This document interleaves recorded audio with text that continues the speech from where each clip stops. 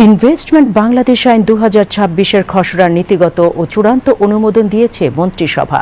দেশি বিদেশি বিনিয়োগ বৃদ্ধি, শিল্পায়ন এবং বিনিয়োগকারীদের জন্য সেবা সহজে সমন্বিত করতে ইনভেস্টমেন্ট বাংলাদেশ আইন 2026-এর খসড়া নীতিগত ও চূড়ান্ত অনুমোদন দিয়েছে মন্ত্রিসভা।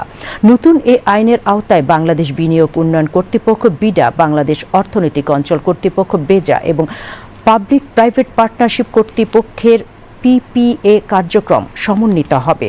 প্রধানমন্ত্রী তারেক রহমানের সভাপতিত্বে মন্ত্রিসভার 12তম বৈঠকে বৃহস্পতিবার এই অনুমোদন দেয়া হয়।